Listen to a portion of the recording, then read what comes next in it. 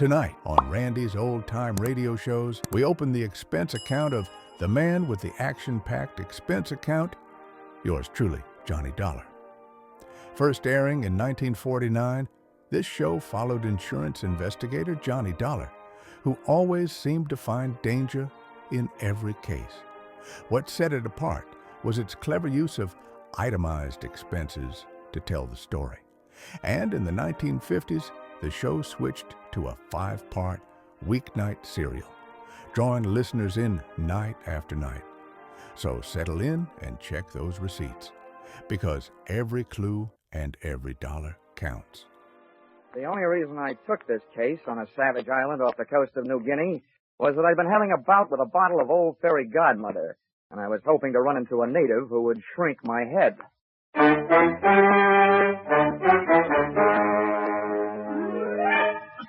This is another in the adventures of America's fabulous freelance insurance investigator, Johnny Dollar. At insurance investigation, Johnny Dollar is only an expert. At making out his expense account, he's an absolute genius.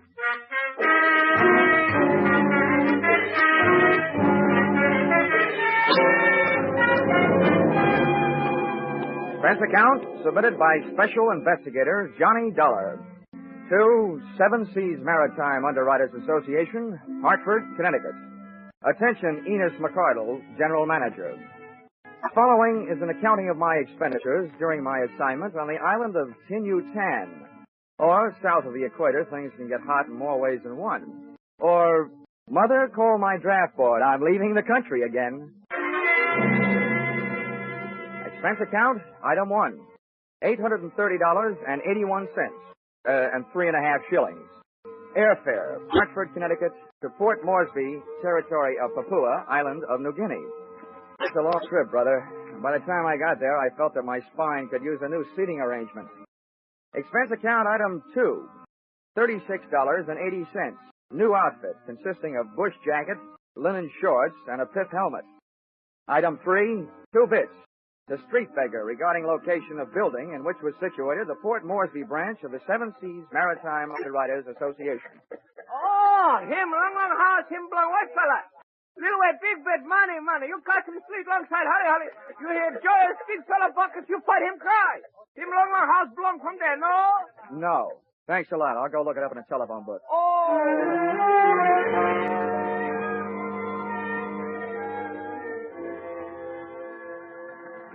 Yes, sir, I'm Mr. Narky, and it's lovely having you here, Mr. Dollar. I wish I could say the same about being here. Oh, now you'll get used to it. I don't expect to be here that long. Oh, you're a feisty one, aren't you? You have a very large job to do. Mm-hmm. Let's just say I'm usually very lucky. Look, first, let me tell you what I've been told so far, and then if I've left out anything, you fill me in, okay? That'll be tickly-boo, Mr. Dollar. Your company issued a group insurance policy to the Grand East Development Corporation in the United States. Now, that company used $50,000 life insurance policies as part of the inducement to get executives and divers for their pearling fleets. That's right. Well, about a month ago, they got word that the bodies of 2 of their 6-man crew on the island of Tinyutan had been found hacked to pieces. The other 4 men were missing, which adds up to a possible insurance payoff of $350,000. That's what I'm doing here, and that's all I know. Well, that's all there is to know. Oh, dandy. Has anybody done anything? What about the police? Well, they got their own troubles right here in the port. And as for the government officials, they'll look into it the next time around. Should be in about 90 days. Oh, fine. That leaves you. What have you been doing to earn your money? Waiting for me? Well, you could put it that way, Mr. Dollar. Why haven't you gone over to Tinyutan? Well, now you might say that I'm just not a man of great courage, eh? Hey, but say, I can help you to get there. Oh, thanks. Heaps.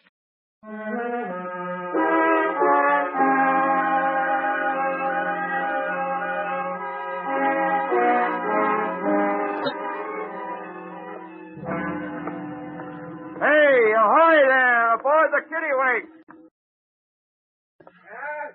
What do you want? I'm looking for Captain Steve Granger. That's me.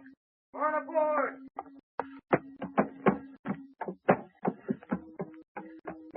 Captain Granger, I'm Johnny Dollar. Pleased to meet you. Mr. Narkey of the Seven Seas Maritime Underwriters tells me you might be available for a charter job. Where to? Sinutan. Well, I guess so. Now, this is a big boat. It'll cost you big money. Narkey says your prices are fair. When do we leave?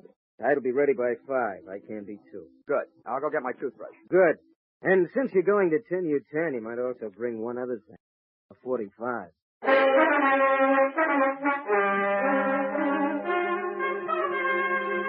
The Kittiwake was a two-masted schooner, and it skimmed the swell of the Arupa Sea like a saltwater bird after which it was named.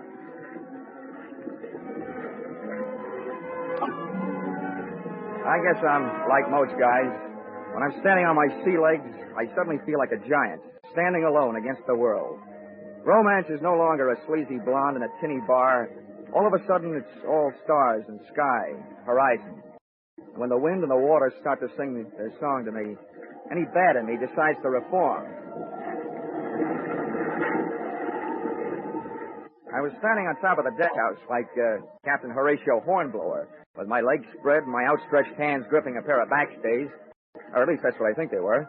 And just about the time I'd reached the decision to trade my Hartford apartment for a berth on a Macassar furling lugger, I heard a footstep from out of the night behind me. Fair passage, huh? Huh? Oh, yeah, Captain. Guess you caught me dreaming. A waste of time. This is the only place where dreaming can't possibly be as good as living. It's none of my business, but this sudden jump in 10U10 tourist trade, what's it all about? What do you mean sudden? Well, it's the first time I've ever taken one passenger there, let alone 2. 2? Yeah, another guy came to me after you did. He's below deck. Oh. Well, that ought to make you happy. It'll cut your fare in half. About that, I'll just let the guy who pays my expenses be happy. As for me, I like privacy. Who is this guy? Look, Dollar, I didn't ask you any questions, did I? Well, I didn't ask him any.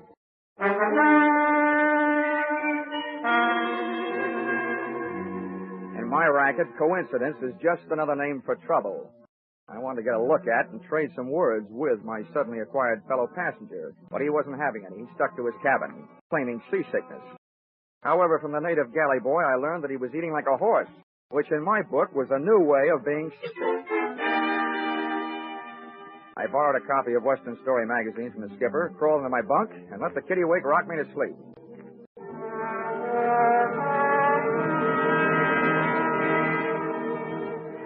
The next morning and afternoon were as uneventful as they were beautiful, and at sunset we raised the island of 10U10. All right, boys. Here's where you go to work. House all sails. We'll go in under power. Hey, Peaky. Here's the crew of the ship. Got enough help back here.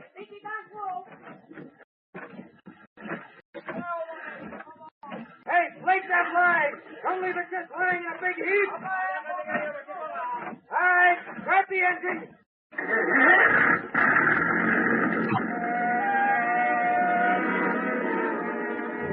The big gas engine took over with wind dropped it, and Captain Granger stood at his wheel, outfencing the submerged swords of coral with the slim prow of the Kittiwake. The ship had only inches of elbow room as we chewed our way through the boiling white passage of the reef, and my heart felt suddenly becalmed as we finally achieved the peaceful waters of the lagoon, which it protected. Let's go to the power anchor! Hey, never mind that anchor. All bets are off. We're getting out of here.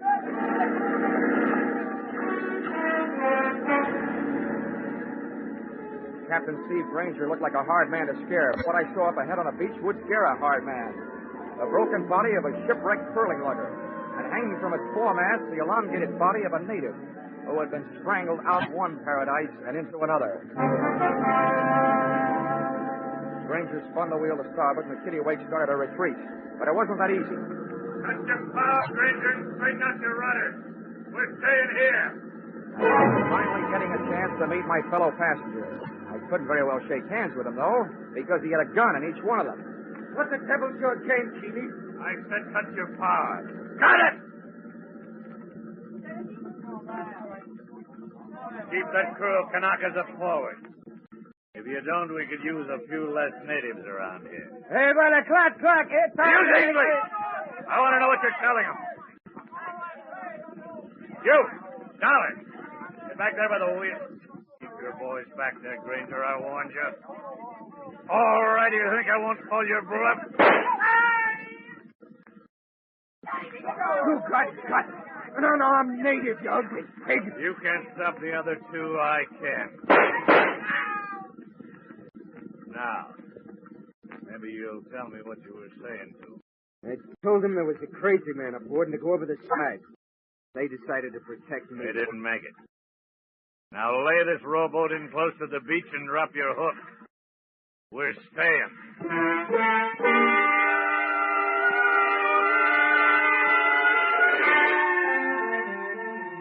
One Matt Keeley, 2 guns, and what was left of 12 bullets had me outnumbered. I decided the best thing I could do was stay quiet and stay alive. And apparently the skipper felt the same way. After we dropped anchor, Keeley herded us into the small boat, and we rowed him ashore. His guns shoved us up a path, through a grove of nipa palms, and into a clearing. First natives I saw there were even deader than the ones we had just left on the kittiwake. About a dozen of them in a semicircle. And what added up to the red-crusted craters on their naked, withering bodies was sticking out of a window in a small wooden tin-roofed hut. The water-cooled barrel of a .30 caliber machine gun.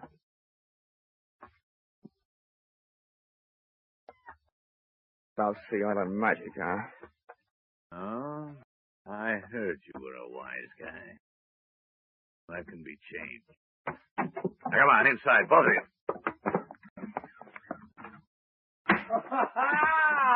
Keely, my friend.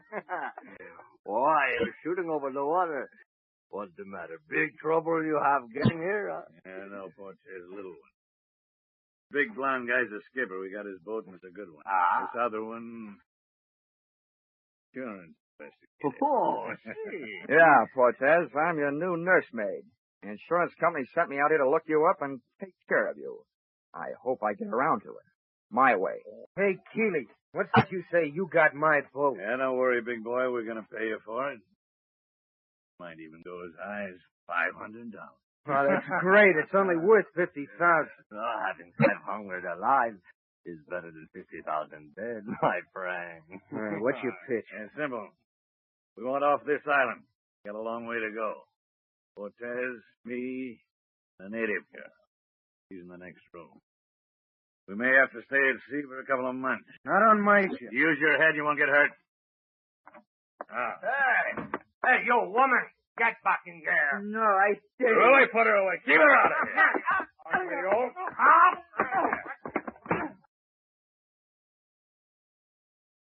Yeah, such an ugly. He's got a pretty name. Papa Liar. Well, Dollar, you've seen yourself at South Sea Island. It's your day, Keeley, not mine. Boy, Dollar. They do look like they were meant for each other. Save you one for your sails, Granger. What about your boat? We get it with a bill of sale or without? Either way's all right with me, if you'll take what goes. With Cortez out of the room with Nature Girl, Granger's move looked like a good one. I was halfway across the room to make it 2 against 1 for the right side when the odds snapped back to even money again. Cortez came rushing back to join the fray, and he started fighting when he was 5 yards away.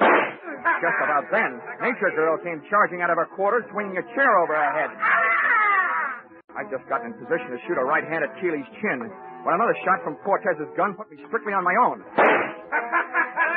Caught Granger square in the forehead, and he went down without a sound. I had time for one more try. Keeley's chin telegraphed a knockout message. Da-da-da, da-da-da, KO, back up my arm. But something was wrong. Oh, I passed out.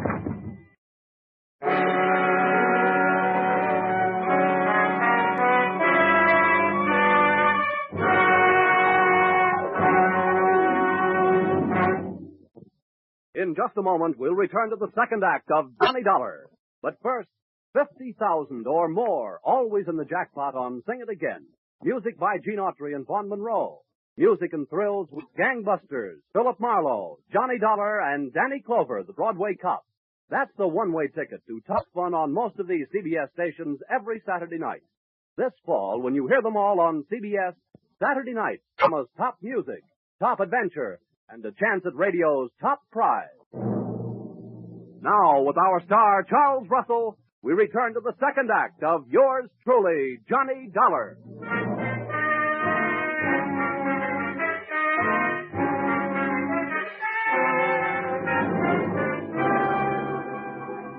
It was a beautiful dream while it lasted. It wasn't night, it was morning. I was in a hammock slung between two banyan trees, framed in hibiscus bushes. Someone was bathing my face with a cool, damp, gardenia-scented cloth.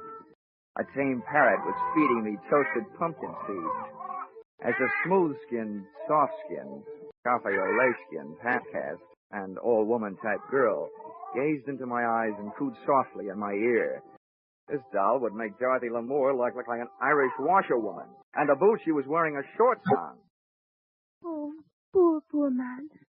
Please to wake up. Hey, it wasn't a dream. It was really happening. Everything was there. Oh, but the parrot and his lousy pumpkin seeds, and who needed him? Oh, poor man. Please to wake up. Oh, where am I? Studio One? Huh? Who are you? I thought you were talking in my sleep. I am Punta. Oh, this is awful. Awful? Yeah, this all reminds me. My copy of Tales of the South Pacific is 17 days overdue at the Hartford Public Library. How? Forget it. Where am I? What am I doing here? And who are you? I am Punta. You were brought here by the Princess Papalaya from the village of Great Death. Oh, well, that place isn't hard to remember. Wish I could forget it. The princess! The one with the droopy ears, the long feet, the flat nose, the pot belly, the bad complexion, and dirty hair? Yes, is it? She's a doll. Last time I saw her, she was swinging a chair at my head. Oh, no. She hit other fella on head after he hit you. She saved you. She like you. He tell me save you for her. Oh, what a way to die. Why didn't she hit me over the head with a chair? Hey, you speak pretty fair English. Where'd you pick it up? My father was Chinese merchant on island of New Guinea. Same time as the war. You like GI? Certainly do. Sorry I didn't bring a Hershey bar. But tell me, why did the Princess Papaya, whatever her name is, why did she save me? I tell you. She like you. Oh, stop saying that. All I want to know is, what was she doing with Keeley and Cortez? You know Keeley and Cortez, don't you? Yes, I know them. They bad. I work in village until they make the Great Death. They kill all their friends and many natives. They bad. Oh, now we're getting somewhere. What was that all about? They die for pearl here for a long time. The native boy, they do not like these men. They do not dive anymore. So these bad men steal all pearl first. Then they steal princess to make boy dive some more. Oh, kidnap, ransom, more pearls? What is this? Ransom? Oh, that means they'll hold the princess and won't give her back until they get what they want. Oh. But, Dream Girl, for me, a scheme like that wouldn't work with a gal like you. No, just holding you would be getting what I want.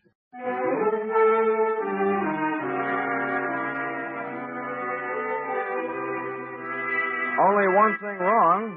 My knees were getting a little knobby, thanks to a combination of insects and my new white linen shorts. However, Punta was good nerve medicine. The rest of the story came out later, and in her soft voice, it was a bloody kind of lullaby. She crooned me to sleep with the facts that the natives had tried to rescue their princess from Keeley and Cortez, which gave me an answer for that semicircle of machine gun bodies outside their shack. Also that the princess had taken temporary refuge up in the hills. As nearly as I could figure out, I was left facing a very peculiar problem. 2 men out of 6 insured men had killed the other 4, and the 2 murderous survivors had this much going for them. To the insurance company, they were still worth $50,000 apiece on the hoof, which meant that my job was to keep alive 2 guys I felt very much like killing. And believe me, they felt the same about me.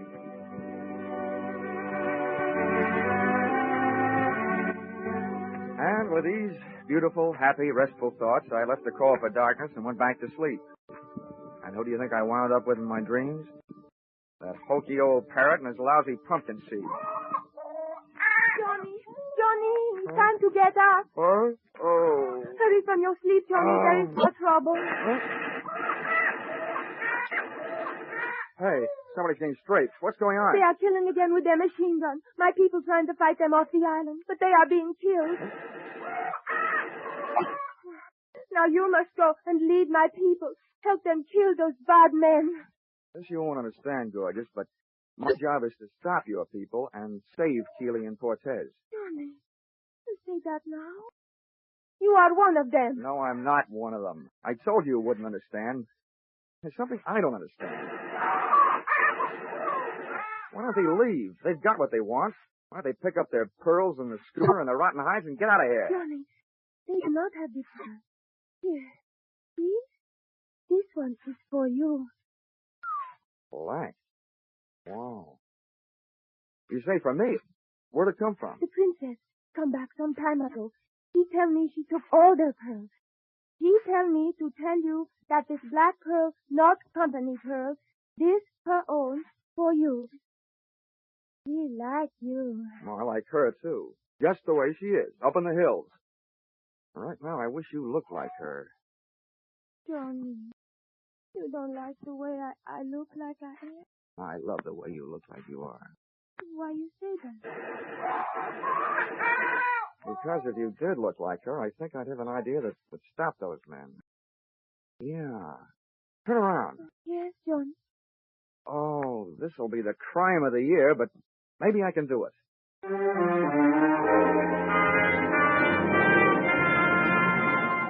And I did. I gave Punta a thorough loss of beauty treatment. With the help of padding, dye, mud, and other jungle cosmetics, I had, at the end of an hour, a reasonable facsimile of Papalaya, the unprettiest princess in the history of royalty.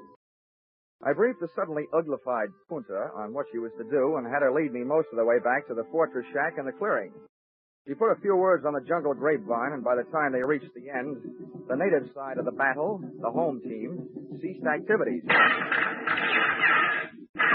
Hey, Keeley!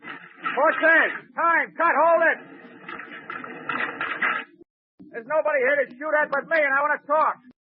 Stay where you are, Dolly. Don't move. Shoot at anything we hear moving. Brother, we're getting so we can play this thing by ear. Yeah? Close enough? See what we mean? Now, what do you want? The princess has the pearls, and I've got the princess. I want to make a trade. What kind of... You'll get the princess and the pearls. We get rid of you. All this killing stops, and you're alive. We're supposed to believe you got the princess?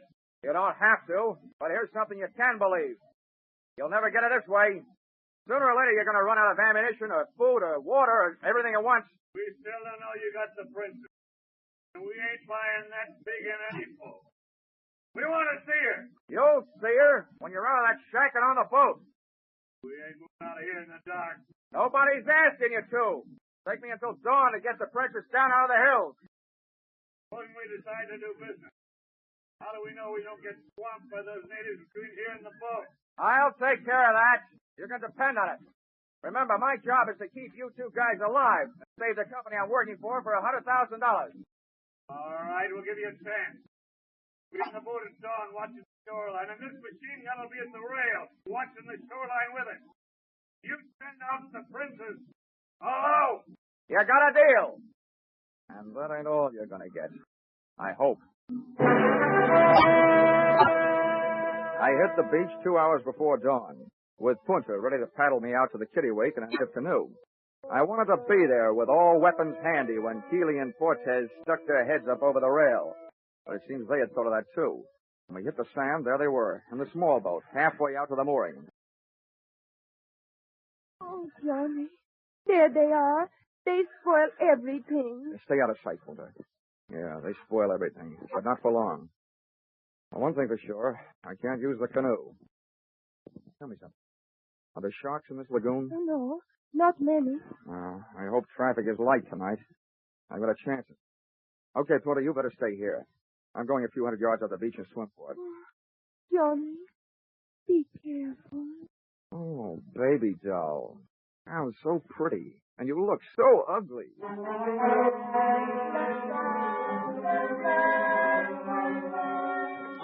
The water was warmer, and the pool at the Hartford Y certainly not as much fun.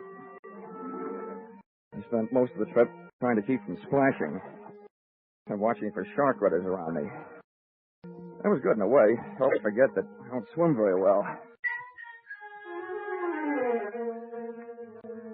45 minutes later, I was still half alive, looking for a handhold on the slimy waterline of the kittiwake on the seaward side.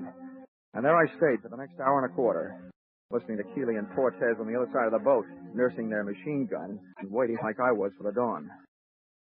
Okay, Cortez, clear your gun.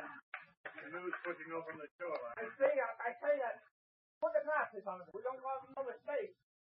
The princess. I guess they'll tell me. Glasses will bring in every line in their fat, ugly face. Those glasses brought something else, if they were that good. A hop in my heart, a lump in my throat. I had to move faster than I figured to. I had to get into action while their attention was all on the approaching canoe, and before they discovered that its passenger was not the princess, but her stand-in, Punta. I grabbed the gunwale, then the rail, cursing every drift that splashed back into the water off my body. I went slipping and sliding and rushing across the deck. Keeley was leaning forward, looking through the glasses, his eyes against the rail, so I hit him first, sent him flying over the side. With or without a machine gun, Louis was a tough guy. This one for the road, some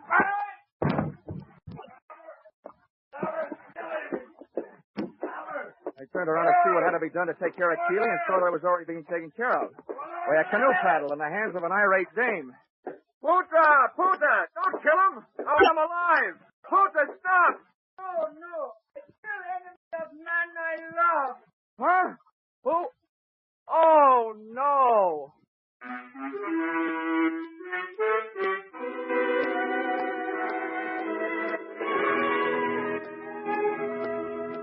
Princess Papalaya had pulled a rank on Punta and demanded that she be the one to come out to the ship in the canoe. Because, as she kept telling me on the voyage back to New Guinea, she liked me. Oh, well, she may have been awful ugly, but she was also an awful good sailor. And knowing the way to a sailor's heart, I bought her a present. Expense account, item 4, $10. Tattooing job on the Princess Papalaya's fat right shoulder. A picture of a ship under full sail. So now when she laughs, it goes bounding over the waves. Expense account, item 5, $40. Long-winded cable to 7 Seas Maritime underwriters, that's you, gentlemen, recommending immediate cancellation of policies covering the lives of Keeley and Cortez, who were in the hands of the New Guinea officials and looking forward to a short life and an unmerry one. Item 6, $831.81, 3.5 shillings. Afair, Port Moresby to Hartford. Item 7, 48 cents. Past due charges at 2 cents per day. Hartford Public Library, on my copy of Tales of the South Pacific. Incidentally, I never did get around to reading. After all, it'd be an utter waste of time for a man who has known a gal like Punta. Expense account total $3,286.44. Signed, yours, truly, Johnny Dollar.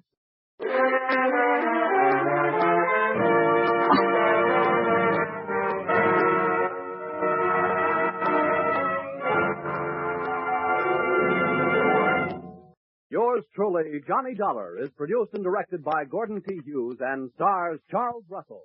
Script by Paul Dudley and Gil Dow. Featured in the cast were Mary Shipp, D.J. Thompson, Tom Holland, Clark Gordon, Willard Waterman, and Larry Dobkin. The special music is written and conducted by Leith Stevens. Your announcer is Paul Masterson. Be sure to be with us at this same time next week when another unusual expense account is handed in by Yours truly, Johnny Dollar. Who's got the nation's most popular band? Vaughn Monroe. And who's the nation's most popular singing band leader? Vaughn Monroe again. Now, who brings you a caravan of the nation's most popular tunes every Saturday night over most of these same CBS stations? You guessed it. It's Vaughn Monroe. That's why everyone listens on Saturday nights to the Vaughn Monroe Show on CBS, where this fall, you hear them all. Stay tuned now for Vaughn Monroe and his caravan, who follow immediately on most of these stations. This is CBS, the Columbia Broadcasting System.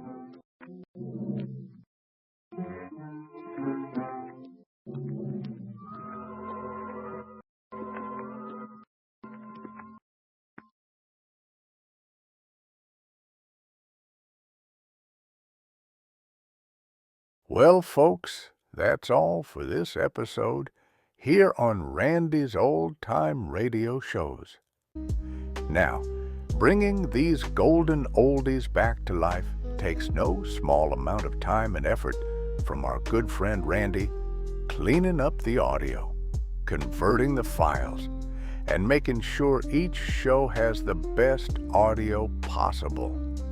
If you've enjoyed the program and you'd like to help keep these classics on the airwaves night after night, why not consider a small donation?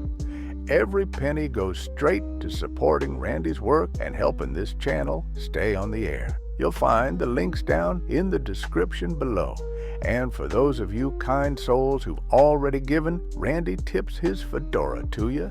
Your support truly keeps this old radio spirit alive. Thanks ever so much. And until next time, keep those dials tuned and keep the memories rolling.